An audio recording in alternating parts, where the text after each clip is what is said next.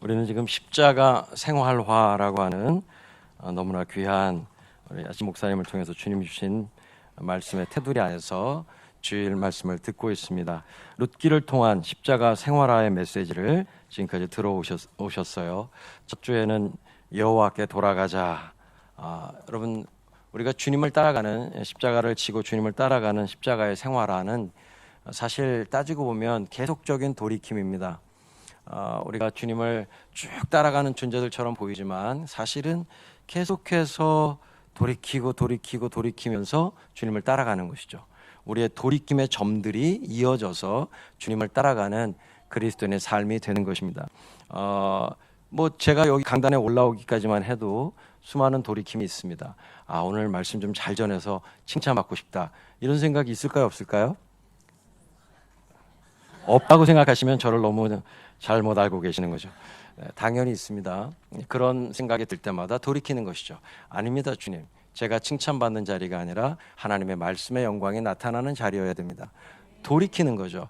계속해서 우리의 생각을 돌이키고 행동을 돌이키고 자기 중심에서 예수 그리스도 중심으로 나의 생명에서, 나의 옛 생명에서 그리스도의 새 생명으로 계속해서 돌이키는 것이죠. 이 여호와께 돌아가는 것, 이것이 십자가의 생활화를 룻기를 통해서 주님이 주시는 말씀이었습니다. 두 번째 말씀은 여호와를 부르라는 말씀이었죠. 지난주에 끊임없이 여호와를 부르는 것입니다. 예수 그리스도의 이름을 끊임없이 부를 수밖에 없는 존재라는 거 인정하시죠? 우리 예수님의 이름 없이는 한순간도 살 수가 없어요. 여호와의 이름을 부른다라고 하는 것은 어떤 이단들처럼 그저 예수님하고 부르면 구원받는다라고 하는 어떤 이단이 있습니다. 그렇게 형식적으로 종교적으로 예수님을 부르라는 단순한 의미가 아니라 매 순간 예수 그리스도의 생명 아니면, 그분의 이름이 아니면 살아갈 수 없는 존재인 것을 인지하고 실존적으로 계속해서 내가 그 이름 가운데 속한 자인 것을, 내가 나의 것이 아니라 세상의 것이 아니라 그 이름에 속한 자, 예수 그리스도의 사람인 것을, 예수 그리스도의 소유된 자인 것을 매 순간마다 인정하고 그분의 소유답게 살아가는 순종의 삶으로 돌이키는 태도, 그것이 여호와를 부르는 것입니다. 이 십자가의 생활화가 우리 모두에게 계속되어지기를 주의 이름으로 축원합니다. 오늘 세 번째, 여호와를 믿음으로 행동하라라고 하는 십자가 생활화의 룻기 말씀을 통한 세 번째 메시지를 받겠습니다. 자, 오늘 룻기 3장 읽어보시니까 어떠세요? 재밌으세요? 네, 룻기 3장의 마지막 절이 어떻게 끝나죠? 네, 보시면 이에 시어머니가 이르되 내 딸아 이 사건이 어떻게 될지 알기까지 앉아있으라. 그 사람이 오늘 이 일을 성취하기 전에는 쉬지 아니하리라 하니라. 자, 이거 세 번역을 읽으면 조금 더 리얼한데 읽어드릴게요. 그러자 시어머니가 일렀다. 얘야, 일이 어떻게 될지 확실해질 때까지 너는 가만히 기다리고 있거라. 아마 그 사람은 지금쯤 가만히 있지 않을 거다. 너는 가만히 있으면 돼. 그러나 보아스는 가만히 있지 않을 거야. 이 일을 마무리 짓는데 오늘을 넘기지는 않을 거야. 예, 두둥 이렇게 딱 읽으면 사장이 너무 궁금해지지 않으세요? 저만 그런가요? 네, 궁금해지셔야 됩니다. 그래서 집에 가셔서 3장도 다시 한 주간 동안 오늘 듣는 가이드 말씀을 통해서 잘 곱씹어 보시고 4장도 미리 한번 보십시오. 어떤 일이 그날 하루 동안 벌어지는지 정말 놀라운 주님의 역사를 읽으실 수 있으실 겁니다. 자, 이 룻기 3장 1절 다시 돌아가 보시죠. 3장 1절이 어떻게 출발합니까? 다시 한번 1절을 읽겠습니다. 시작. 룻의 시어머니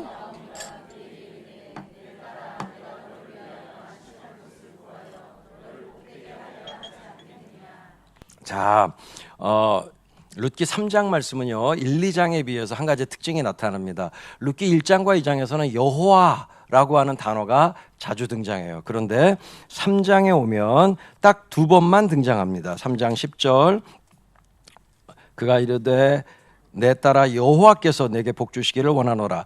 보아스가 룻을 축복하는 장면에서 한번 나오고요. 그리고 13절에 맹세하는 장면에서 또 나옵니다. 그러니까 나보다 앞선 고엘이 있는데 그 사람이 만약 고엘로 하지 않겠다라고, 고엘의 역할을 수행하지 않겠다라고 하면 내가 여호와께 맹세하는데 내가 반드시 여호와의 살아계심을 두고 맹세하는데 내가 반드시 고엘리를 할 거야. 내가 고엘이 될 거야. 라고 말하는 장면에서 여호와가 언급됩니다. 딱 이 두 번 보아스의 입에서 나오는 여호와 외에는 3장에는 여호와가 1, 2장보다 현저히 적게 나옵니다. 그래서 어떤 사람들은 3장은 사람들만 열심히 움직이는 장, 이게 나오미와 그리고 나오미의 계획을 따라서 움직이는 룻과 그리고 보아스, 반응해주는 보아스와 이 세 사람의 움직임만 보이는 것처럼 그렇게 생각할 수 있겠는데요. 그러나 그렇지 않습니다. 왜냐하면 이 1절, 이 나오미가 지금 자신의 계획을 룻에게 말하고 있는 1절의 내용은 실제로는 1장 8, 9절에 나오미가 하나님 앞에 품고 있는 소원의 내용에서 근거한 것입니다. 1장 8, 9절을 다시 읽어보실까요? 룻기 1장 8절 9절. 자, 읽어보겠습니다. 룻기 1장 8절 9절. 읽겠습니다. 시작. 나오미가 두 며느리에게 이르되 너희는 각기 너희 어머니의 집으로 돌아가라. 너희가 죽은 자들과 나를 선대한 것 같이 여호와께서 너희를 선대하시기를 원하며 여호와께서 너희에게 허락하사 각기 남편의 집에서 위로를 받게 하시기를 원하노라 하고 그들에게 입맞춤에 그들이 소리를 높여 울며. 네, 그러니까 나오미는 자신의 두 며느리가 새로운 남편을 만나서 가정을 이루고 그 남편의 울타리 안에서, 그 가정의 울타리 안에서 평안과 위로를 받기를 바라고 있는 것이죠. 그러니까 이런 여호와께서 너희들에게 이렇게 선대하시기를 바란다라고 하는 마음의 소원을 가지고 있었던 나오미이기 때문에 오늘 3장 1절에서 이렇게 표현하지 않습니까? 내 딸아, 내가 너를 위하여 안식할 곳을 구하여 너를 복되게 하여야 하지 않겠느냐? 안식할 곳을 구해서 네가 복되게 돼야 된다라고 하는 이런 나오미의 말은 실제로는 1장에서 우리가 보았던 것처럼 이제 룻이 새로운 남편을 만나서 새로운 가정을 꾸리고 그리고 그 가정 안에서 복을 누리게 되는, 안식을 누리게 되는 이것을 말하고 있는 것입니다. 그러니까 실제로 여호와라는 이름은 두 번밖에 나오지 않지만 3장의 시작점부터가 이미 여호와께서 이 나오미의 며느리인 룻을 선대하기를 바라시는, 새로운 가정을 주기를 바라시는 나오미의 기도로부터, 소원으로부터 시작되고 있음을 알게 됩니다. 그러니까 이제 나오미는 자신이 기도했던 내용, 하나님 앞에 소원을 가지고 있던 그 내용을 이제 구체적인 플랜으로, 구체적인 계획으로 그렇게 룻에게 말하고 있는 것이죠. 그러니까 안식할 곳이란 곧 룻이 새롭게 시작될 결혼과 가정을 말하고 있는 것입니다. 여호와께서 섭리로 준비해 주신 기회를 놓치지 않고 과감하게 어두운 밤길을 지나 타작 마당으로 룻을 내려보낼 준비를 나오미가 하고 있는 것이죠. 그러니까 계획을, 플랜을 말해주고 있는 거예요. 이제 내가 너 이렇게 하려고 그래. 너 내 말대로, 내 계획대로 이렇게 움직여 봐라 라고 말하는 것이죠. 계획을 아주 소상하게 이야기해주고 있습니다. 어떤 이들은 믿음은 계획을 세우지 않는 것이라고 착각하는 분들이 계십니다. 그냥 하나님께서 인도하시는 대로 그때그때 우발적이고 충동적인 순종을 하면 되는 것이지 뭔가 계획을 세울 필요가 없어. 이렇게 계획을 세우면 마치 믿음이 아닌 것처럼 오해하시는 분들이 계시는데 그렇지 않습니다. 우리 하나님은 계획적이신가요? 무계획적이신가요? 하나님은 계획하시는 분이신가요? 계획 안 하시는 분이신가요? 너무나 치밀하게 계획하시죠. 완전하게 계획을 하시는 분이시죠. 예수 그리스도의 십자가는 우발적인 사건이 아니에요. 만세 전에 성삼위일체 하나님께서 계획하신 사건입니다. 우리 하나님은 계획하시는 분이시고 그렇기 때문에 그 하나님의 섭리를 믿는 하나님의 자녀들 역시 하나님의 영광을 위해서 계획하는 자들입니다. 나오미는 계획을 하고 있어요. 기도는요, 그저 떠넘기는 것이 아닙니다. 하나님께 그냥 떠넘기는 것이 기도라고 생각하는 분들이 가끔 계시는데 아니에요. 내가 할 일은 해야 하는 것입니다. 제가 오늘 이 말씀을 통해서 주님이 역사하시길 제가 기도했을까요? 안 했을까요? 기도했습니다. 안 한 것 같으세요? 기도했어요. 근데 기도하면 그러면 그 다음은 어떻게 해야 되죠? 설교 준비해야 됩니다. 하나님께서 역사해 주세요. 말씀 가운데 역사해 주세요. 그래서 기도했으니까 이제 역사하시겠지 하고 아무것도 안 하면 안 되는 겁니다. 설교 준비해야죠. 기도는요, 단지 우리의 기도에 응답하시는 하나님의 손길을 하나님이 직접적으로 물론 응답하시기도 하죠. 그러나 하나님은 대부분의 경우에 하나님께서 직접 응답하시기보다는 여호와의 충실한 종들의 믿음의 공동체 식구들을 통해서 응답하실 때가 더 많아요. 그렇기 때문에 우리는 서로를 위해서 기도할 뿐만 아니라 서로를 위해서 계획하고 그리고 하나님의 응답의 통로들이 돼야 하는 것입니다. 자, 낭만과 좌절의 담을 넘어설 계획을 나오미가 세운 것입니다. 그의 백성에게 하세드, 인애 베풀기를 그치지 아니하시는 여호와 하나님을 알게 되었다면 하나님의 약속을 믿고 하나님이 주신 율법과 하나님을 섬기는 공동체를 신뢰하고 낭만과 좌절의 담을 넘어서야 하는 것입니다. 인생을 살다가 땅도 잃어버릴 수 있고 재물도 소유도 잃어버릴 수 있고 심지어는 건강과 여러 가지 관계마저 잃어버릴 수 있어요. 인생은 그럴 수 있습니다. 그러나 그렇다 할지라도 우리의 그 모든 것들을 넉넉히 되찾아 주고도 남으시는 고엘이신 하나님을 믿고 다시 일어서야 합니다. 주저앉고 싶을 때마다 룻기를 읽고 또 읽으십시오. 룻기 1장부터 4장까지 딱 일어나서 지금 우리 3주째 쭉 말씀을 읽으니까 어떠세요? 힘드세요? 1장부터 4장까지 일어나서 쭉 통독하는 거 그렇게 오래 걸리지 않습니다. 뭐 30분이면 충분하죠. 근데 그렇게 처음부터 끝까지 1장부터 4장까지 스트레스로 쭉 읽으면 정말 룻기 말씀이 얼마나 좋은지 몰라요. 그러니까 뭔가 인생에서 주저앉고 싶은 순간들이 올 때마다 해보십시오. 벌떡 일어나셔서 룻기를 딱 들고 1장부터 4장까지 읽으시는 거예요. 그리고 다시 기도하고 주님 앞에서 낭만과 좌절의 담을 넘어서 주님의 영광을 위해서 살아갈 것을 결단하십시오. 주님께서 일하여 주실 것입니다. 죽음의 길을 벗어나서 하나님의 구원을 경험하는 미래로 나아가는 첫걸음은요, 하나님과 그리고 하나님이 주신 율법 그리고 그분을 섬기는 하나님의 율법을 섬기는 공동체를 받아들이는 거예요. 이것이 미래로 나아가는 첫걸음입니다. 우리 인생을 살다가 많은 좌절과 실패가 올 수 있어요. 그런데 그때마다 기억하십시오. 크고 작은 실패 앞에서 그리고 영적인 것은 어떤 때로는 우리의 육적인 실패들 앞에서 기억하십시오. 거기가 끝이 아니라 이제 하나님을 사랑하고 하나님의 법대로 살아가려고 하는 공동체가 나의 공동체가 있음을 기억하고 그 공동체의 역사하시는 하나님을 신뢰하고 다시 벌떡 일어나서 첫걸음 내딛는 것입니다. 공동체에게 기도를 부탁하는 거죠. 나 이렇게 넘어졌어요. 나 이렇게 실패했어요. 나를 위해서 기도해 주세요. 내가 다시 일어나서 낭만과 좌절의 담을 넘어서 하나님께 다시 순종하는 삶으로 나아갈 수 있도록 나를 위해서 기도해 주십시오 라고 도움을 요청하고 그 공동체를 믿는 거예요. 할렐루야. 정말 예수 그리스도로 거듭난 공동체라면 그 공동체에 의탁하고 나를 의탁하고 그 공동체를 신뢰하면서 나아가는 것은 정말 그리스도인의 삶에서 당연히 필요한 일입니다. 요한복음 1장 12절은 영접하는 자 곧 그 이름을 믿는 자들에게는 하나님의 자녀가 되는 권세를 주신다라고 말씀하셨어요. 믿음의 출발은 영접하는 것입니다. 믿음의 출발은 받아들이는 거예요. 인생은요 사실 받아들임으로 시작해서 받아들임으로 끝나는 겁니다. 내가 살고 싶어 산 겁니까? 아니죠. 그냥 인생을 삶의 시작을 받아들인 것입니다. 그런데 이제 우리 모두가 머지않아 그러면 좀 그런가요? 여기 너무 어린 친구들도 있으니까 어쨌든 100년 안에 우린 다 받아들이게 될 거예요. 그 전에 주님이 오신다면 너무나 감사한 일이지만 그렇지 않다면 우리 모두는 죽음을 받아들여야 돼요. 예. 이 세상에서 무엇보다 가장 확실한 예언은 우리 모두가 죽는다는 거예요. 그런데 인생은 그렇기 때문에 삶도 받아들였듯이 죽음도 받아들이는 것입니다. 받아들일 때 하나님의 은혜가 임하는 것이죠.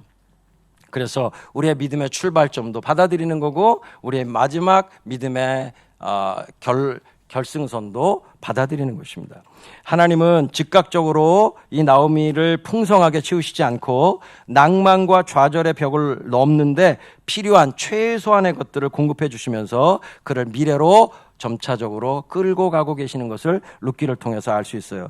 7주 동안 나오미를 위해서 룻이 이삭을 주셨습니다. 보리 이삭을 주신 것이죠. 그렇게 생계를 연명하는 가운데 그들에게 확실하게 알게 된 게 있죠. 그것은 뭐냐면 말씀대로 순종하는 보아스와 같은 믿음의 사람이 있다는 사실, 그리고 그 믿음을 함께 공유하며 살아가고 있는 베들레헴 거민들이 있다는 사실을 알게 된 것입니다. 하나님의 약속을 믿고 새로운 삶의 창조를 위해 애쓰는 이들에게 하나님은 반드시 미래를 열어주십니다. 믿으시죠? 천국은 누구의 것일까요? 침노하는 자의 것입니다. 믿으십니까? 아멘입니다. 그래서 주님을 약속하신 주님을 믿고 신뢰하는 가운데 구체적인 계획을 세우고 낭만과 좌절의 담을 넘기 위해서 실행에 옮길 때 주님은 반드시 역사해 주십니다. 보아스를 만나기 위해 때로는 어두운 밤길을 지나 타작 마당으로 내려가는 용기를 내야만 하는 것이죠. 사실 여자의 몸으로 이 밤에 타작 마당 굉장히 사실 조금 험악한 곳입니다. 왜냐하면 막 이제 타작을 했으니까 너무 기분 좋은 곳이기도 하지만, 그러나 그 타작을 한 남자들이 더 거나하게 한 잔씩 걸치고 그리고 여기저기서 타작 마당에서 자거든요. 그렇기 때문에 여자 혼자의 몸으로 그렇게 타작 마당으로 어두운 밤에 내려가는 것은 굉장히 위험한 일이에요. 대단한 용기가 필요해요. 그런데 기억해야 됩니다. 믿음은 모험이지 여행이 아니에요. 하나님의 말씀을 따라 섭리를 따라 순종해가는 우리의 삶은 모험이지 여행이 아니다라고 하는 것입니다. 모험을 감수해야 돼요. 목욕하고 기름 바르고 의복을 차려입는 준비와 노력도 필요합니다. 그러나 기억하셔야 되는 것은 여행이 아니라 하나님의 약속을 믿는 창조적 행동이어야 하는 것입니다. 그렇게 행동해 갈 때 주님은 우리의 모든 잃어버린 것들을 되돌려 주시는 것입니다. 아멘이시죠? 한국교회가 지금 되돌려 받아야 될 게 있습니다. 가장 중요한 건 뭐죠? 다음 세대입니다. 우리 참좋았더라 교회와 또 우리 광야 아트 미니스트리 가족들이 함께 기도하면서 다음 세대를 되돌려 받는 그런 믿음의 모험, 믿음의 창조적인 행위가 우리 가운데 함께하길 주의 이름으로 축원합니다. 전 예전부터 더 워드 월드라고 하는, 롯데월드 아니고요, 더 워드 월드, 그 말씀 세상이라고 하는 놀이동산을 만들고 싶은 소망을 가지고 있어요. 여러분, 다음 세대 우리 교회는 없는데 어디 가면 많습니까? 롯데월드 가보세요. 차고 넘쳐요. 다음 세대들이 다 거기 몰려 있어요. 저는 우리 정말 한국교회가 힘을 모아서 더 월드 같은 말씀 세상을 만들고 거기에 딱 시즌마다 월마다 하나님 말씀의 테마가 바뀌어서 1월은 창세기, 2월은 출애굽기 이렇게 해서 1년 12개월 동안 12권의 성경, 그렇게 해서 66권까지 이렇게 정말 매달 테마를 바꿔가면서 아이들이 거기 오기만 하면 24시간 언제든지 와서, 아니 직원들이 쉬어야 되니까 24시간 안 되고 어쨌든 와서 그냥 언제든지 와서 말씀을 통해서 놀면서, 여러분 어와나 너무 재밌잖아요. 그죠? 말씀 암송하는 것을 하나의 놀이로 만들었지 않습니까? 근데 그거 대박이잖아요. 죄송해요. 이런 말씀 안 돼. 어쨌든 큰 정말 미국의 교회를 다음 세대를 살려내는 큰 역할을 하지 않았습니까? 어와나가. 지금 한국 교회도 마찬가지고 말씀 가지고 아이들 놀게 하는 거죠. 정말 그래서 딱 그 더 워드월드에 오면 처음에 입구에서부터 창세기 말씀 딱 외우지 않으면 못 들어가는 거예요. 네.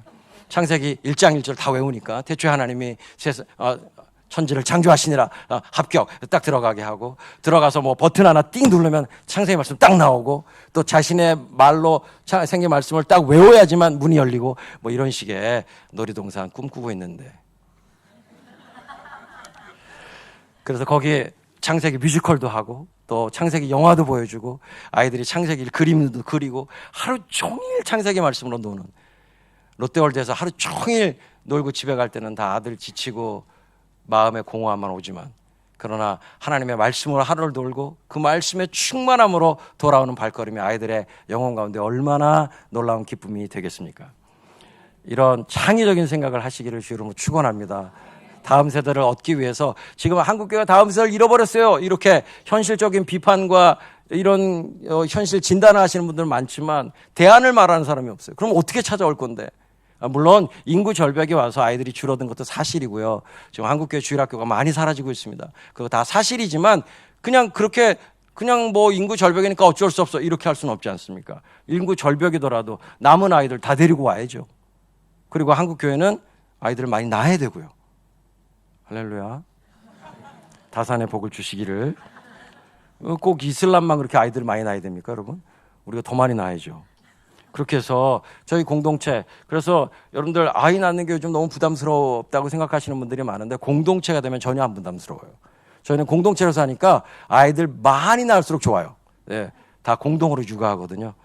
그래서 아이를 낳는 게 부담스러우시다면 빨리 참좋았더라 교회도 공동체가 되시길 주로 축원합니다. 그러면 전혀 문제가 되지 않아요. 우리 토보 학교도 있고 무슨 문제예요? 아이들 많이 낳으십시오. 자, 다음 세대를 되돌려 주실 주님을 믿고 신뢰함으로 창의적인 믿음의 모험과 행동을 하시길 주 이름으로 축원합니다. 자, 오늘 룻기 3장 말씀을 통해서 우리는 율법을 완성시키는 사랑의 이야기를 읽게 됩니다. 자, 우리 같이 한번 따라해 보실까요? 중요한 말입니다. 이 말. 율법에 매이지 말고 사랑에 매이라. 이 오늘 룻기 3장의 타장 마당의 에피소드를 이해하려고 그러면요, 계대 결혼, 계대가 뭐죠? 대를 계속해 준다는 거죠. 대를 이어준다는 뜻입니다. 계대 결혼 그리고 기업 물음, 고엘 제도죠. 이것에 대해서 알아야 됩니다. 하나님의 뜻이 담긴 율법 제도죠. 계대 결혼은 어떤 시스템이죠? 어떤 율법이죠? 자, 남편이 있는데 죽었어요. 아이를 못 낳고. 예, 그랬을 때 엄마 혼자 덩그레 남았어요. 그 엄마의 생계가 묘연해진 것입니다. 여러분, 고대근동에서는 여자가요, 남편과 결혼하는 순간 자신의 삶은 없어요. 그냥 그 남편의 그냥 함께 있는 존재일 뿐이에요. 여자는. 고대근동에서는 그렇습니다. 그래서 그 남편이 죽어버리면 이 여자는 존재 가치가 없어진 거예요.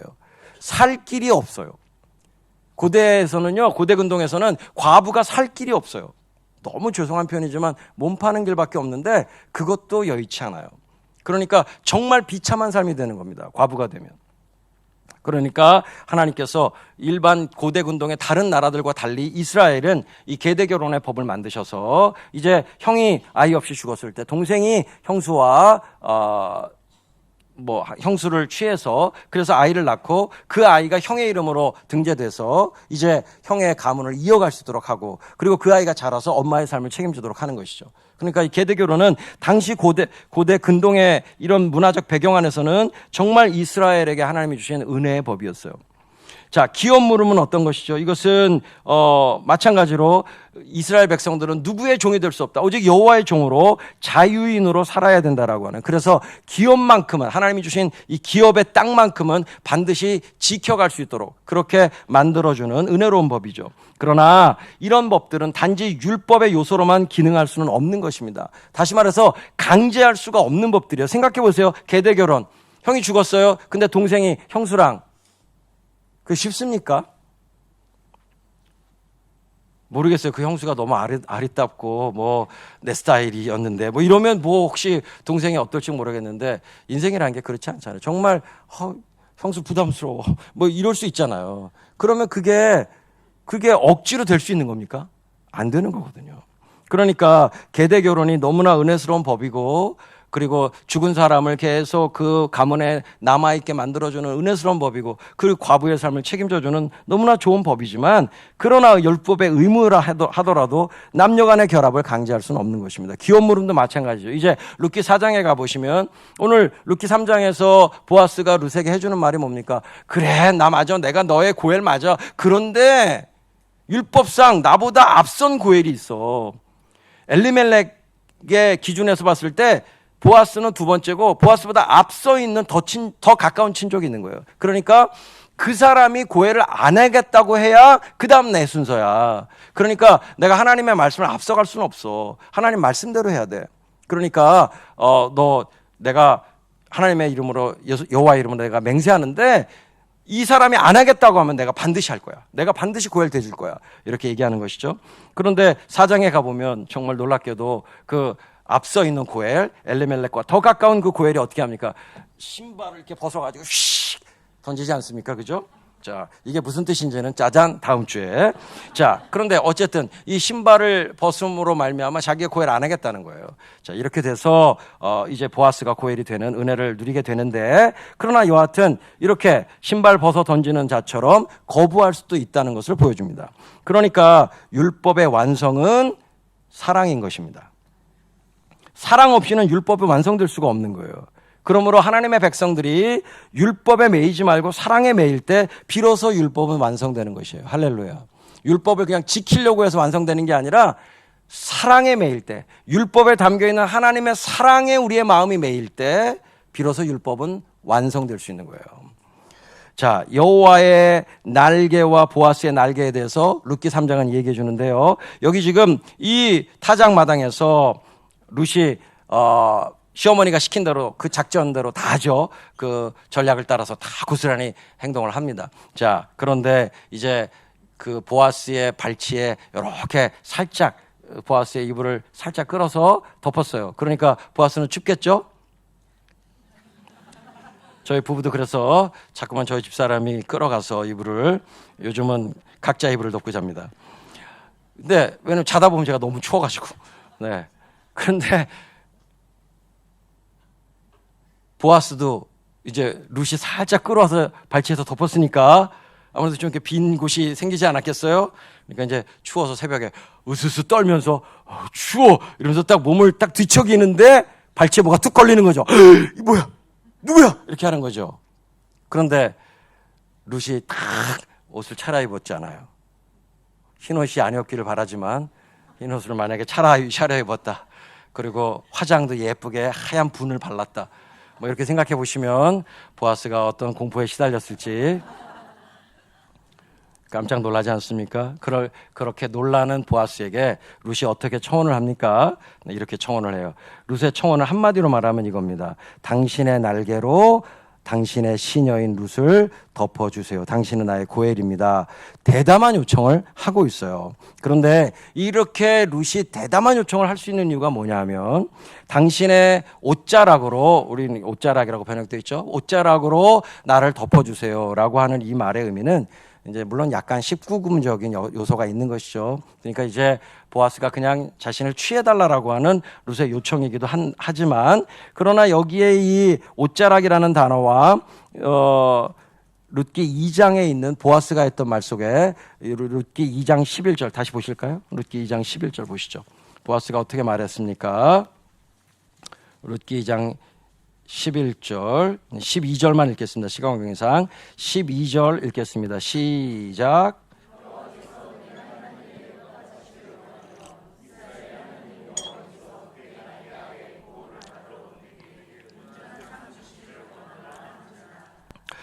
여호와의 날개 아래 찾아 들어온 너에게 여호와께서 온전한 상 주시기를, 우리 지난 시간에 배웠죠. 온전한 상 되어 주시기를 바란다라는 이 보아스의 말에 날개라고 하는 단어가 나오는데요. 여기 오늘 룻이 당신의 옷자락으로 나를 덮으십시오라고 할 때 이 옷자락이라는 단어와 같은 단어입니다. 까나프라고 하는 히브리어인데 이 까나프라는 단어가 날개라는 뜻과 그다음에 garment, 이 옷이라는 의미를 다 같이 가지고 있어요. 그래서 히브리어로는 같은 단어를 쓴 겁니다. 그러니까 룻이 보아스에게 이렇게 대담한 요청을 할 수 있었던 이유는 보아스의 말 때문이에요. 보아스가 했던 말, 보아스가 소원을 아랬던, 여호와께서 그렇게 너한테 상 주시길 바래, 여호와의 날개 아래 들어온 너에게 그런 상을 주시길 바란다 라고 말했던 보아스의 말과 소원을 근거 삼아서 당신의 날개로 자신을 덮어서, 룻을 덮어서 직접 그 소원을 성취하라고 요청하고 있는 것입니다. 그러니까 보아스에게 이렇게 말하는 셈이에요. 소원만 품지 마시고 여호와께서 이 날개로 나를 덮으시고 나에게 상 주시기를 원하는 그런 소원만 품지 마시고 그 품은 소원대로 당신이 했던 그 말을 따라 행동해 주십시오 라고 담대히 요구하고 있는 거예요. 보아스의 말을 따라서 담대히 요구하고 있는 것입니다.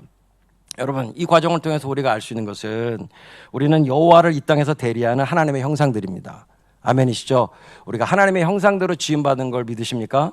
하나님의 형상을 따라 지음받았다는 말의 가장 중요한 의미 중에 하나는 하나님이 하실 일을 우리가 대신하도록 우리를 만드셨다는 거예요. 그래서 에덴에서 아담과 하와가 했어야 될 일은 하나님을 대신해서 에덴을 다스리는 일이었죠. 원래 하나님이 하셔야 될 일인데 아담에게 하나님의 형상으로 지으시고 그 일을 맡기신 거예요. 그러니까 고엘 제도를 통해서 우리가 여호와의 날개 역할을 하라고 하고 계시는 거예요. 너희가 여호와의 날개 역할을 해라. 너희가 고엘 제도를 통해서, 고엘 제도의 순종함으로 말미암아 내가 해야 될 이 날개, 여호와의 날개 역할을 너희의 날개로 그 역할을 대신해라 라고 주님께서 말씀하고 계시는 것을 우리는 룻의 입술을 통해서 듣게 되는 거예요. 그러니까 룻의 이 담대한 요청은 보아스에게만 하고 있는 것이 아니라 우리 모두에게 하고 있는 거예요. 우리 그리스도인들, 하나님의 자녀들 모두에게 여러분들이 여러분들의 날개로, 그리스도인들 그들의 날개로, 교회의 날개로 덮으십시오. 그리고 고엘의 역할을 수행하십시오 라고 요청하고 있는 것이에요. 이 요청을 믿음으로 받으실 분 아멘 하십시오. 자, 이 룻기 3장의 말씀은요, 모압을 구원하는 구속사의 여울목이 됩니다. 우리 이 말씀에 대해서는 이미 한번 살펴봤지만, 여울목이 무슨 뜻이죠? 여울목이라고 하는 것은요, 이게 바다나 강에서 보시면 갑자기 이 바닥이 이렇게 줄어들면서 얕아져요. 물이 얕아지고 좁아지죠. 그래서 물이 급하고 강하게 빨리 흘러가죠. 그런 것을 여울목이라고 하죠. 그런데 이 룻기 3장의 말씀을 통해서 하나님께서 이 룻의 이야기를, 보아스의 이야기를 모압을 구원하는 구속사의 여울목 삼으셨다는 사실을 알게 돼요. 보아스와 룻의 이 타작마당 에피소드가 여러분 구약에서 창세기 19장에 나오는 롯과 두 딸의 동굴 에피소드랑 닮아 있습니다. 사실은 연결되어 있는 것이에요. 롯은 어떻게 했죠? 술로 말미암아 인사불성이 되고, 그리고 두 딸들과의 동침을 알지 못했습니다. 그래서 그 일을 통해서 모압과 암몬 자손이 나오게 되지 않았습니까? 그런데 룻은 오늘 이 밤에 어떻게 합니까? 룻은 그 두 딸들처럼 행동하지 않죠. 그 두 딸은, 롯의 두 딸은 자신들이 그냥 행동해버리죠. 그러나 오늘 룻은 어떻게 합니까? 보아스의 선택에 맡깁니다. 옷자락으로 나를 덮어주세요. 보아스의 선택에 의지해요. 그리고 보아스는 어떻게 행동합니까? 롯은 술에 취해가지고 무슨 일이 벌어지는지조차도 몰랐어요. 그러나 오늘 보아스도 사실 한잔 한 겁니다. 네.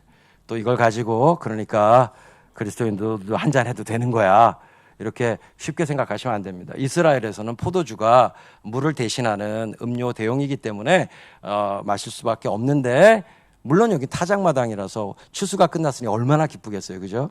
그러니까 분위기상 그냥 물로만 마신 것 같진 않고 조금 더 마셨을 것 같아요. 그러나 여하튼 그럼에도 불구하고 보아스는 그 상태에서 롯과 같이 그냥 술 기운에 아무것도 모르는 상태도 아니고, 그리고 술 기운을 핑계 삼아서 그냥 룻을 범하지도 않고, 오히려 그 상황 속에서 의롭고 지혜로운 선택을 하고 있는 것을 보게 됩니다. 밤이라고 해서, 술 마셨다고 해서, 남이 안 본다고 해서 핑계 삼지 않았어요. 심지어는 나는 어차피 고엘이니까 뭐 이렇게 하지도 않았습니다. 하나님의 율법의 말씀을 따라서 고엘의 순서를 지키기 위해서 아주 지혜롭고 의롭게 이 룻의 요청을 지혜롭게 거절하면서도, 그러나 하나님께서 원하시면 내가 반드시 고엘이 될 것을, 내가 반드시 내 순서가 되면 반드시 네가 원하는 대로 결혼하고 가정을 이루어서 이어갈 것을, 고엘이 될 것을 약속하고 있는 것입니다. 그 결과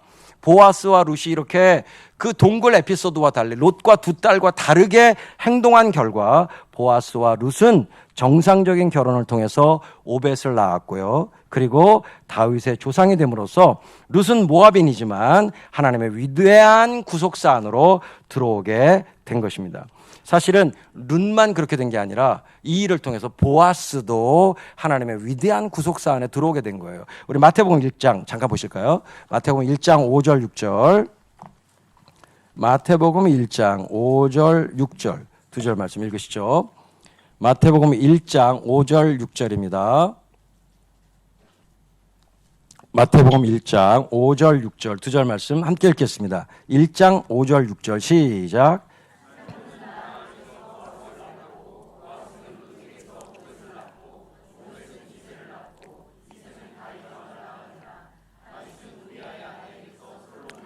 네, 자, 이 1장 5절 6절의 족보를 보시게 되면 예수님의 족보인데 놀랍게도 보아스가 등장하고 룻이 등장합니다. 근데 보아스의 아버지는 누구예요? 살몬이죠. 근데 엄마는요? 라합이 누군데요? 원래 유대인이 아니죠. 이스라엘 사람 아닙니다. 원래 가나안 여리고 사람이죠. 여리고의 기생이었던 라합에게서 보아스가 나온 거예요. 그러니까 사실은 보아스도 혈통상으로 따지면 순수 유대인 혈통이 아니에요. 그죠? 엄마가 유대인이 아니니까. 그러나 믿음으로 유대인이 된 여자죠. 라합은. 믿음으로 하나님의 백성이 됐죠. 그래서 보아스도 역시 이스라엘 백성으로 인정받지만, 그러나 혈통적으로 따지면 순수 혈통은 아니에요. 그런데 하나님께서 이 룻과의 과정을 통해서 보아스 역시 예수 그리스도의 족보에 오르는 영광을 주신 것입니다. 룻은 두말할 나위 없죠. 모함 여자지만 이 보아스와의 아름다운 가정을 통해서 하나님께서 예수 그리스도의 족보에 오르게 되는 구속사의 이 한 축을 담당하게 하시는 큰 은혜를 입게 된 것입니다. 룻기는 그런 의미에서 구속사의 본질을 보여주는 축소판이에요. 그러니까 하나님은 하나님의 구속의 역사를 이끌어 가실 때 그저 한 혈통을 통해서 이끌어 가시는 것이 아니라 그 이스라엘의 혈통의 의미는 한마디로 말하면 믿음의 혈통인 것입니다. 순수한 어떤 우리의 인간적인 블러드 타입을 통한 이런 피의 혈통이 아니라 실제로는 믿음의 혈통인 거예요. 하나님의 백성은 믿음의 혈통인 것을 그 구속사의 본질을 보여주고 있는 축소판이 바로 룻기의 말씀이에요. 룻기 1장 17절에 보면 룻이 어떻게 선언합니까? 나는 내가 어머니를 떠난다면 하나님이 나한테 여호와께서 나에게 벌 주시기를 바랍니다. 이렇게 말하죠. 그 떠난다라는 말이 파라드라는 단어라고 말씀드렸어요. 창세기 13장 9절에서 아브라함이 말하죠. 자, 네가 나를 이제 너의 종들과 나의 종들이 계속 싸우고 있고 너의 소유가 많아졌으니까 이제 너 나를 떠나서 네가 원하는 곳에 가서 살아도 된다라고 말을 하면서 11절에 서로가 서로를 떠나지 않습니까? 거기도 파라드라는 동일한 동사가 나옵니다. 떠나가다, 떠났다라는 동사죠. 자, 이렇게 창세기 13장에서 롯과 아브라함과 롯이 서로를 떠나갑니다. 그런데 놀라운 사실은 여기 룻기에 와서 나오미와 룻은 서로를 떠나지 않게 됩니다. 룻의 이 헤세드를 통해서 떠나지 않아요.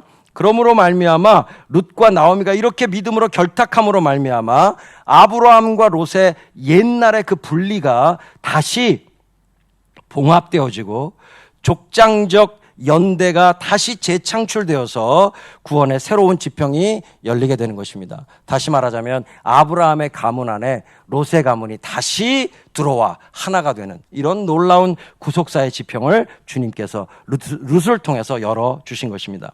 그러므로 이것은 단지 하나의 가정사가 아니라 역사서 안에 존재하는 진주 같은 하나님의 이야기인 거예요. 할렐루야.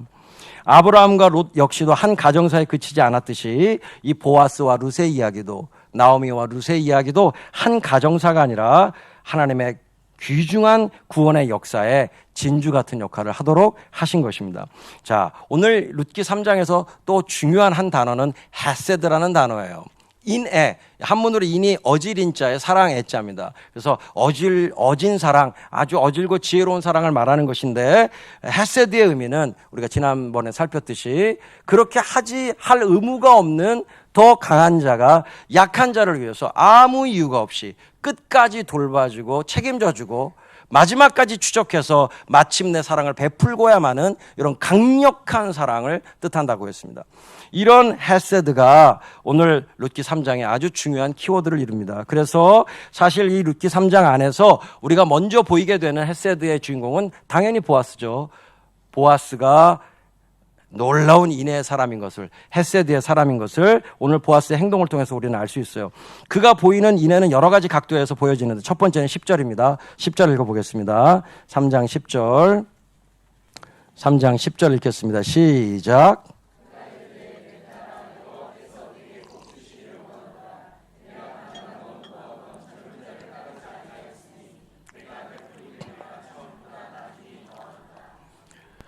이렇게 말하고 있는 겁니다. 야, 룻, 네가 가지고 있는 너의 인애가, 너의 헤세드가 처음보다 지금 더 크다. 처음에 네가 시어머니를 따라왔던 그 인애보다 네가 지금 노인네에 불과한 나에게 내가 고엘이라고 해서 나에게 시집을 오겠다라고 하는 나에게 이 청혼을 하는 너의 그 인애가 시어머니를 돌보고자 하는 너의 헤세드가 처음에 시어머니를 따라왔던 그 헤세드보다 지금 더 크다 이렇게 인정해주고 있는 거예요. 젊은 여자니까 당연히 젊은 남자랑 새로운 가정을 꾸미고 싶을 텐데 내가 딸이라고 부를 만큼 그렇게 나이 차이가 나 있는 이런 노인 같은 나에게 네가 너의 어머니를 위해서 나를 고엘 삼고 싶어서 나에게 이렇게 청혼을 하고 있다는 사실 자체가 야, 너의 인애가, 너의 헤세드가 처음보다 지금 더 크다는 사실을 보여주고 있다 이렇게 얘기하고 있는 것이죠. 룻의 헤세드를 꿰뚫어보는 인애가 그 헤세드가 룻의 헤세드를 꿰뚫어보는 헤세드가 보아스에게 있다는 사실을 보여줍니다. 12절 읽어보시죠. 12절 13절 자 읽겠습니다. 12절 13절 2절 시작.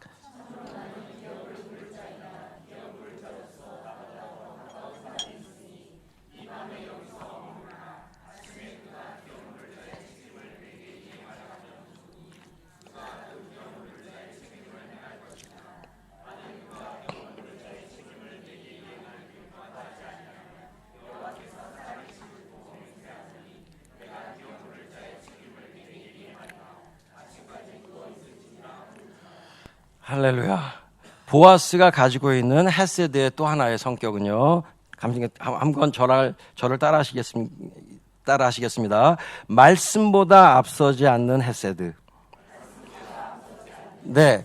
이 보아스의 헤세드가 이내가 무지하게 큰 헤세드지만 그는 결코 말씀보다 앞서진 않아요. 그러니까 하나님의 말씀에 가장 가까운 순서대로 고엘이 되라고 했어. 그러니까 내가 아무리 나오미를 챙기고 싶고 그리고 아무리 룻 너의 이 갸륵한 마음을 내가 받고 싶지만 그러나 하나님의 말씀보다 앞설 수는 없는 거야. 하나님의 법대로 해야 돼.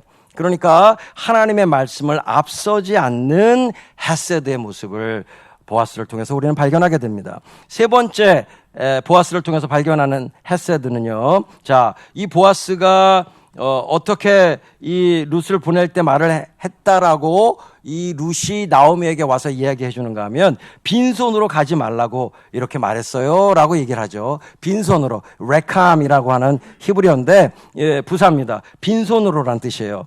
여러분, 보아스가 왜 룻에게 너 빈손으로 가면 안 된다라고 하면서 자, 네 옷자락을 펴라 이렇게 해서 옷자락을 피게 하고 거기다가 보리를 6번 이렇게 얹어주지 않습니까? 그죠? 그렇게 하고서 집으로 보내요. 왜 그럴까요? 왜 보아스는 그렇게 인애를 표현할까요? 그것은 나오미가 했던 말 때문이에요. 나오미는 어떻게 말했죠? 베들레헴에 돌아왔을 때 여호와께서 나를 텅 비어서 돌아오게 하셨다 이렇게 말합니다. 근데 그때 나오미가 비어라고 말한 게 레캄이에요. 같은 단어예요. 그러니까 나오미의 말을 들은 거예요. 보아스가 나를 텅 비어서 레캄 나를 빈손으로 돌아오게 만드셨다 이렇게 말한 나오미의 말을 들은 보아스이기 때문에 이제 룻을 돌려보내면서 이 타작마당에 작전을 짜고 보냈는데 계획을 짜서 보냈는데 그 계획이 지금은 이루어지지 않았어요. 근데 당장 이루어지지 않은 그 계획을 가지고 돌아가는 룻에게 그걸 그대로 그냥 레캄으로 빈손으로 돌려보내면 어쩌면 나오미의 그 빈손 컴플렉스가 또 다시 도질 수 있잖아요. 야, 하나님께서 나를 빈손돼서 돌아오게 하시더니만 타작마당 보내는 계획마저도 빈손되게 하시는구나. 진짜 하나님은 빈손의 전문가신가 뭐 이렇게 또 나오미가 착각할 수 있으니까 그러니까 보아스가 그렇게 안 된다 그렇게 돌아가면 안 된다라고 한 것이죠. 그러니까 나오미에게 보아스는 이런 메시지를 전하는 거예요. 여호와는 비움조차도 채움을 위해 허락하시는 은혜의 하나님이시다. 여러분, 기독교는 비움이 아니라 채움의 종교입니다. 기독교의 믿음은 비우는 게 아니에요. 채우는 거예요. 우리 하나님은 우리를 가득 차기를 원하십니다. 우리가 충만하기를 원하세요. 무엇으로? 영원한 것으로. 영원한 하나님으로 우리가 충만해지기를 원하십니다. 할렐루야. 기독교는 하나님으로 충만해지는 종교지 자기를 자꾸 비워서 자기를 완성하는 그런 종교가 아니에요. 기독교는 채우는 종교예요. 그래서 우리는 고기도 먹어요. 채워요. 우리는 풀만 먹지 않아요. 채우는 것입니다. 이것이 하나님의 약속이고 하나님의 마음이에요. 하나님 우리를 가득 채우길 원하세요. 거룩하고 아름답고 정말 진실한 것으로 그리고 영원한 것으로 우리를 가득 차게 하시는 하나님이십니다. 그러니까 우리를 비우게 하실 때도 비움의 목적이 있지 않고 채움의 목적이 있다는 사실을 보아스는 알려주고 싶은 것입니다. 보리 6대를 줬어요. 그죠? 자, 옷 펴라 해가지고 옷을 딱 이렇게 룻이 피니까 룻의 이 옷자락에다가 보리를 이렇게 얹어주는데 보리를 이렇게 한 번, 두 번, 세 번. 근데 여기 지금 그 단위가 나오진 않아가지고 정확하게 이게 뭘로 어떤 그릇으로 뭐 요만한 그릇으로 한 건지 아니면 이따만한 그릇으로 한 건지 잘 모르는데 그런데 이제 예상을 해볼 수 있는 것은 여자가 옷자락을 폈을 때 그 여인의 옷자락에다가 6번 얹어줄 정도면 대충 그게 수량이 어느 정도 크기였다라고 하는 게 대충 알 수는 있어요. 예상할 수가 있습니다. 어쨌든 여자가 들 수 있을 만큼인데 그래도 최소 단위 이스라엘이 썼던 최소 단위로 6번 줘도 꽤 무거워요. 그런데 아주 최소 단위는 아니었을 것 같고 이 옷자락 전부에 가득 찰 만큼의 6번이면 대충 지금 현재 우리의 무게로 환산하면 한 20kg에서 30kg 정도 됩니다. 네. 그러니까 룻이 어떤 여인인지 알겠죠? 네? 룻이 어떤 여인인지 아시겠어요? 한 30kg를 들고, 아니 형제인 저도 30kg 들고 그 먼 길을 가라 그러면 그거 쉽지 않거든요. 근데 룻은 딱 그걸 6대를 딱 받아가지고 말이죠, 30kg를 들고 엄마 시어머니한테까지 갔단 말이죠. 엄청난 것이죠. 그런데 왜 6번이었을까요? 사실 이미 알고 있지 않습니까? 하나님의 백성들은 누구나 기본적으로 아는 거예요. 유대인들은 7이라는 숫자가 완성의 숫자인 거. 우리 뭐 흔히들 이렇게 한 번, 자 엄마 한 번만 줄래? 한 번 주면 정 없어, 2번, 뭐 3번 뭐 이런 거 하지 않습니까? 근데 이스라엘 백성들의 마음에는 7이라는 숫자가 완성 숫자이기 때문에 당연히 7번 얹어주고 싶었을 거예요. 그런데 왜 6번밖에 안 됐을까요? 그거는 옷자락의 한계죠. 그 옷자락 자체가, 룻의 옷자락이 해주다 보니까 6번 되니까 더 이상 못 들어. 꽉 찼어 이제. 7번 주면 흘러내려. 그러니까 6번밖에 못 준 거죠. 그러면 보아스가 자신의 사랑으로 어쨌든 자신에게 주신 헤세드로 채워주고 싶은데, 꽉 채워주고 싶은데 6번밖에 못 채우게 됐을 때 보아스의 마음에는 어떤 마음이 떠올랐을까요? 네, 그 앞에 너 여호와의 날개 아래 찾아온 너에게 하나님께서, 여호와께서 그 상을 온전케 해주시길 바란다 라고 말했던 보아스이기 때문에 어쩌면 6번밖에 못 주게 하시는 하나님의 그 섭리를 보면서 보아스의 마음에는 이런 마음이 떠올랐을 거예요. 하나님, 7번째는 하나님께서 채우십시오. 이 여인들의 채움의 완성이 주님이 되어주십시오. 이 믿음으로 그 6번을 채워줬을 것으로 예견됩니다. 자, 그런데 이 보리 여세 때는요, 사실은 나오미의 계획이 실패하지 않았다는 것을 얘기한 겁니다. 만약에 빈손으로 갔다고 생각해 보세요. 레캄으로 갔으면 그냥 내가 짠 계획이 실패했구나 이렇게 생각할 거 아니에요. 근데 6대를 줬으니까 그걸 딱 룻이 가지고 갔을 때 그걸 딱 받는 나오미의 마음은, 야, 아직 고엘로 확정은 되지 않았지만, 야, 보아스가 원래 믿음의 사람이라 하나님 말씀대로 하는 사람이니까, 야, 정말 그렇게 했구나. 그 사람 역시 멋진 사람이네. 이렇게 생각하면서도, 그러면서도, 하지만 이걸 보낸 걸 보니까 보아스의 마음이 읽혀지는 것이죠. 다시 말해서 타작마당에 며느리를 내려보낸 나오미의 계획이 수포로 돌아간 것은 아니다. 레캄이란 말에는 빈손으로란 뜻과 함께 이 수포로 돌아갔다, 헛되이 됐다 이런 뜻도 포함되어 있기 때문에 빈손으로 가지 못하게 한 보아스의 마음에는 이제 사실 이 두 여인이 생각해 보세요. 그냥 아무것도 없이 룻이 돌아가서 시어머니한테 제가 그렇게 시키시는 대로 했는데요, 보아스가 일단은 안 된대요.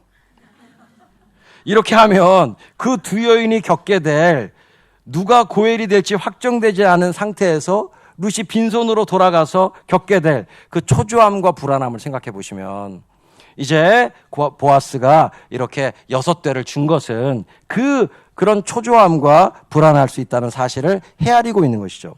그래서 실제로요, 이게 굉장히 재미있는 상징인데, 보리 알곡 자체는요, 후사를 상징하는 씨앗일 수도 있어요. 그래서 만약 그렇게 본다라면 보아스는 나오미에게 어떤 말을 하고 있는 것이죠? 계대 결혼과 기업물을 후손에 대한 약속의 상징을 나오미에게 보내주고 있는 것입니다. 그러니까 이 보리처럼, 이 씨앗처럼 하나님께서 허락하시면 내가 룻과 결혼해서 후손을 낳을 거야 라고 하는 그런 상징으로 이 보리를 보냈을 수도 있는 것입니다. 사실 이스라엘 백성들에게는요, 고아와 과부를 빈손으로 돌려보내는 것, 이것이 정말 하나님 앞에서 큰 죄악입니다. 자, 시편 68편 5절 빨리 읽어보시죠. 시편 68편 5절, 하나님은 어떤 하나님이십니까? 시편 68편 5절 말씀을 읽겠습니다. 시편 68편 5절,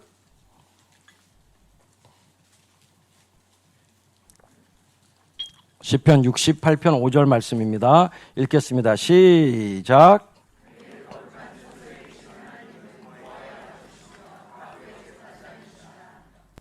예, 하나님 어떤 분이시라고요? 고아의 아버지시고 과부의 재판장이시다. 과부의 재판장이라는 말은 무슨 과부를 이렇게 심판하고 그런다는 뜻이 아니라, 과부의 삶을 살 수 있도록 과부를 유리하게 그렇게 과부의 삶을 보장해 준다는 의미의 재판관이에요. 그러니까 실제로 이 이스라엘 백성들 안에서는 하나님께서 이 아무것도 할 수가 없는 과부와 고아들을 하나님이 직접 챙기신다, 그런 얘기입니다. 그래서 놀랍게도 여러분들 기도 5만 번 응답받았다라고 하는 분, 유명한 분 계시죠? 누구예요? 조지 밀러예요. 이 조지 밀러가 이 시편 68편 5절의 말씀을 자신의 평생의 약속의 말씀으로 받아요. 그래서 본인이 이 말씀 가지고 이렇게 결단을 해요. 우와! 우리 하나님이 고아들의 아버지시구나. 그러면 나는 이제부터 고아들의 총무가 될 거야. 이렇게 결단을 해요. 그래서 조지 밀러가 자신에게 붙인 그 별명이 고아들의 총무예요. 고아들의 아버지는 하나님이시니까 나는 고아들의 총무가 될 거야. 이렇게 결정을 하고 아시는 바와 같이 조지 밀러는 평생 수많은 고아들을 먹였습니다. 정말 고아들의 아버지라고 불렸죠. 자, 오늘 이 룻기 3장 말씀을 통해서 우리는 하나님의 섭리를 믿는 삶의 중요성을 만나게 됩니다. 하나님의 말씀과 인도하심을 따라서 최선을 다한 후에, 어떤 분들은 믿음과 최선은 정반대에 있다라고 하는 말을 오해하실 수 있는데요. 하나님을 믿는, 하나님의 모든 은혜를 믿는 믿음이 없이 자기의 의의를 구축하기 위해서 최선을 다하는 것은 믿음의 정반대에 있는 것입니다. 마치 사도 바울이 회심하기 전에 자기의 열심을 따라서 그리스도인들을 잡아 죽였잖아요. 그죠? 그와 같은 게 사도 바울은 나름대로 최선을 다한 거예요. 그렇지만 그것은 믿음이 아니었죠. 믿음의 정반대에 있는 것입니다. 그러나 여러분, 이 말을 오해하지 말아야 되는 것은 믿음 안에서는 최선을 다해야 돼요. 믿음 안에서 설렁설렁하면 안 돼요. 여러분, 만약 광야 같은 미니스트리 사역자들이 야, 우리 믿는 사람들이야, 우리 하나님을 믿어, 하나님의 공로를 믿는다고, 그러니까 뮤지컬 연습하지 말자. 그럼 어떻게 되겠습니까? 저희들의 사역이 되겠습니까? 최선을 다합니다. 여기 우리 증인들이 있지만 저희 최선을 다해요. 저희가 할 수 있는 한 최대한의 연습을 하고 최대한 갈고 닦습니다. 어저께도 연락 왔어요. 저희 그 퇴촌에 저희 식구들이 사는 그 선교 센터가 있거든요. 근데 주변에서 민원이 들어왔대요. 노래소리 시끄럽다고. 계속 노래 연습을 하니까 센터에서. 네. 계속 연습합니다. 네. 차에 들어가서 막 연습하고 계속 연습해요. 그렇게 최선을 다하는 것, 믿음 안에서 최선을 다하는 것, 그거 정말 중요해요. 하나님의 말씀과 하나님의 인도하심을 따라서 최선을 다한 후에는 그 다음에 하나님의 섭리를 믿고 기다려야 합니다. 오늘 나오미가 얘야, 너 이제 가만히 있어라, 너 기다려라, 이렇게 말하지 않습니까? 홍해 앞까지 왔으면 이제는 하나님이 하시는 일을 볼 차례예요. 아멘이시죠? 타작마당에서의 모든 계획과 행동들 이면에는 하나님의 손이 여전히 일하고 계십니다. 룻의 발걸음을 인도하셨듯이 나오미의 계획의 결과 역시 이끌어 가실 것을 나오미는 믿고 있어요. 나오미는 보아스가 룻에게 했던 말을 전해 들으면서 이런 생각을 했을 거예요. 자, 보아스가 어떻게 말했죠? 야, 너의 이 나중 헤세드가 처음의 헤세드보다 더 크고 놀랍다. 이렇게 말한 보아스의 말을 전해 들으면서 나오미는 이런 믿음이 생겼을 겁니다. 그래? 보아스가 그렇게 말했어? 나중 이내가 처음 이내보다 크도다. 이렇게 말했어? 그렇다라면 그의 말 가운데 여호와 하나님의 섭리의 손길이 있어 라고 생각했던 것이죠. 보아스의 인애도 그러하게 하시리라고 믿게 된 거예요. 보아스가 그렇게 지금 룻의 나중 이내가, 나중에 핫세드가 처음에 핫세드보다 더 크다라고 말했다면 하나님께서 보아스 안에 역사하셔서 보아스의 핫세드도 더 커질 거야. 단지 우리에게 곡식 준 걸로 끝나지 않을 거야. 더 큰 인애를 베풀게 하실 거야. 나아가 우리를 이렇게 다루고 계시는, 이렇게 채워가시는 여호와의 핫세드도 그러하리라 확신하고 있는 것입니다. 나오미는 하나님의 섭리와 인간의 행동 사이의 관계에 대해서 건강하면서도 예민한 감각을 유지하고 있습니다. 그래서 보아스에 대해서 이렇게 말하죠. 나오미가 그 사람 가만히 있지 않을 거다. 룻, 넌 가만히 있어. 근데 그 사람은 가만히 있지 않을 거야. 오늘을 넘기지 않을 걸, 이렇게 말하고 있어요. 자, 이 말을 좀 재밌게 표현하면 보아스가 이름값 할 거야. 쾌속이잖니. 오늘을 넘기겠니? 오늘 안에 다 그 일을 하고야 말 것이다. 이렇게 이름값 할 것을 믿고, 그리고 그 결과를 여호와께서 가장 선하게 이끌어내실 것을 믿고 있는 것입니다. 이 나오미의 말 속에는요, 어떤 결과를 주시든지 하나님의 선하신 뜻을 그대로 기꺼이 수용하려고 하는 믿음의 태도를 지니고 있는 것이에요. 전능하신 하나님, 능치 못하실 일 전혀 없는 거 믿으시면 아멘.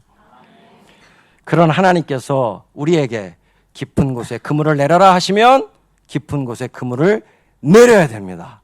그 시간에 깊은 곳에는 절대 물고기가 없을 시간이지만, 그러나 내리라고 하시면 내려야 돼요. 배의 오른편에 그물을 던지라고 하시면 던져야 돼요.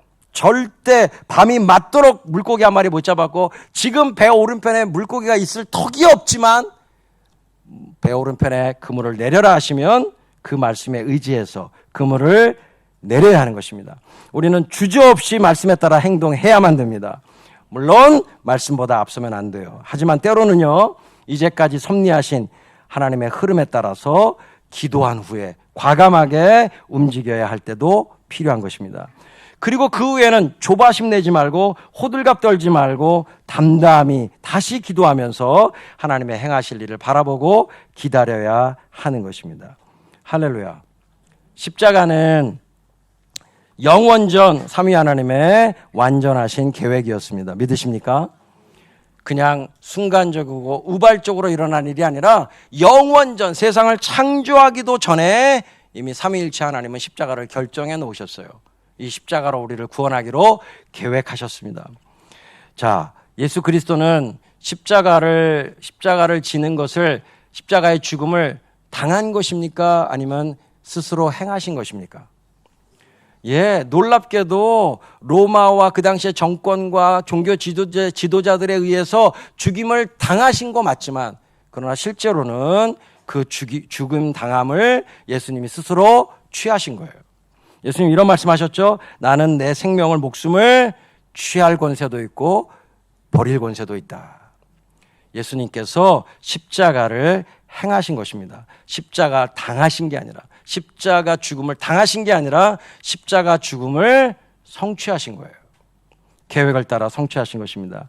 그러므로 그리스도인의 삶은 자기를 부인하고 자기 십자가를 지고 주님을 따르는 삶인데, 그 삶은 무계획적이고 충동적으로 일어나는 것이 아니라 주님을 따르고자 하는 제자의 치밀하고 세밀한 계획 가운데 일어나는 것입니다. 주님을 따르기를 계획하십니까? 십자가 지고 십자가 생활화의 삶으로 계획되기를 원하십니까? 성경 말씀 있는 것도 계획해야 됩니다. 계획 안 하시면 안 돼요. 예, 하루에 묵상을 하고 그 말씀을 붙들고 기도하는 삶이 쉽진 않습니다. 그거 훈련되지 않으면 잘 안 되죠. 그러나 계획해야 됩니다. 기도 시간 지키는 거 됩니까? 쉽지 않죠. 그러나 계획해야 돼요. 말씀도 기도도, 그리고 영혼들에게 복음을 전하는 일도 계획하지 않으면 안 됩니다. 충동적으로 될 일이 아니죠. 계획해야 돼요. 내가 그 사람 만나서 복음 전해야지. 그 사람 이름 놓고 주님 앞에 기도하고 계획적으로 광야를 활용하셔야죠. 뮤지컬 보러 가자. 광야를 활용하셔야죠. 그래서 우리 참조아또라 교회 가족들 단체 관람할 때만 오지 마시고, 평상시에도 이미 그렇게 하고 계시지만 전도를 위해서 데리고 오시고 밥 사주시고 그리고 공연 보여주시고, 이렇게 하면서 계획적으로 복음을 전하셔야죠. 여러분, 저희가 이단을 본받지 않은 건 아닙니다. 근데 신천지, 구원파 상당히 계획적입니다. 물론 그 계획이 거짓된 계획들이죠. 사람 속이는 거죠. 그렇게 하면 안 되죠. 우리가 사람 속이는 계획으로 전도할 수는 없어요. 우리는 정직해야 돼요. 그렇지만 어쨌든 그들의 포교를 위해서 끊임없이 계획하는 것 자체는 놀랍습니다. 어떻게 저런 계획을 할까?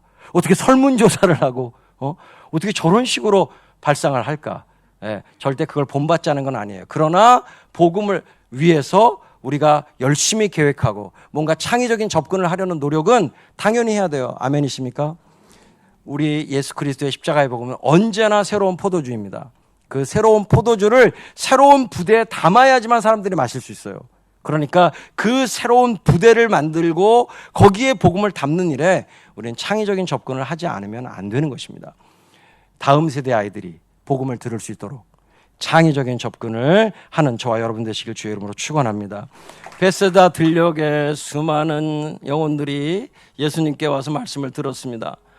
쫄쫄 굶으면서 말씀을 들었어요. 이 사람들 어떻게 해야 되나 고민하는 제자들에게 주님이 말씀하시죠. 너희가 먹을 것을 주어라.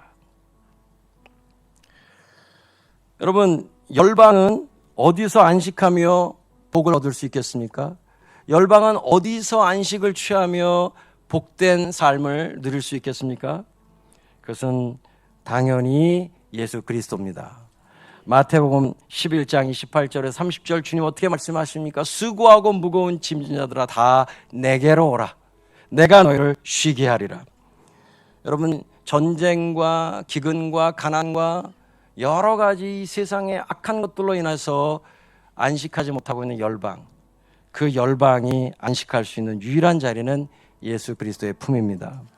마태복음 28장 18절에서 20절, 그래서 예수님 우리에게 명령하셨습니다. 하늘과 땅의 모든 권세를 아버지께서 내게 주셨다. 그러므로 너희는 가서 모든 족속으로 제자를 삼아 아버지와 아들과 성령의 이름으로 세례를 주고 내가 너에게 분부한 모든 것을 가르쳐 지키게 하라.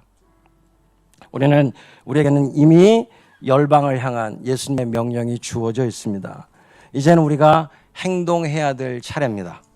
그 명령 받았으니 이제 어떻게 하면 그 열방이 주께로 돌아오게 할 수 있을지 주님께 지혜를 구하며 계획하고 행동해야 돼요. 그물을 내리라 하실 때 그물을 내리라고 명령하시는 주님의 목적은 뭘까요? 제자들이 그저 물고기 가득 잡아서 우와 신기해하고 그 물고기로 먹고 살라라고 해서 그것을 그런 물고기 가득 찬 물고기 때문에 그 명령을 하셨을까요? 아니죠. 그 명령을 하신 예수님이 누군지를 알게 하시려는 것이죠. 주님께서 우리에게 선교를 명령하시고 주님께서 우리에게 주님의 복음을 위한 삶을 명령하실 때 그 명령의 목적은 그저 우리가 그 사역을 해내는 것이 아니라 그 과정을 통해서 예수님이 누군지를 알게 하시려는 것입니다.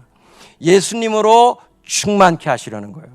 그 그물에 가득 차야 되는 것은 물고기가 아니라 예수 그리스도인 것입니다. 이번 한 주간 여호와의 명령을 따라 여호와 우리 주 예수 그리스도를 믿는 믿음으로 주님의 말씀을 따라 행동하시는 한 주간이 되시기를, 그리고 그 행동 후에 믿음으로 기다리는 한 주간이 되시길 주의 이름으로 축원합니다. 기도하겠습니다. 이제는 우리 주 예수 그리스도의 은혜와 아버지 하나님의 사랑과 성령의 교통하심이 존귀한 자는 존귀한 일을 계획하나니 그는 항상 존귀한 일에 서리라 라는 주님의 말씀을 따라 주님과 함께 존귀한 일을 계획하고 존귀한 일에 서기로 결단하는, 믿음으로 행하기로 결단하는, 여호와를 믿음으로 끊임없이 하나님의 영광을 위하여 구체적으로 계획하고 일어나 움직이기로 결단하는 우리 사랑하는 하늘 가족들, 참 좋았더라 가족들 위해 이제부터 영원토록 함께 계실지어다.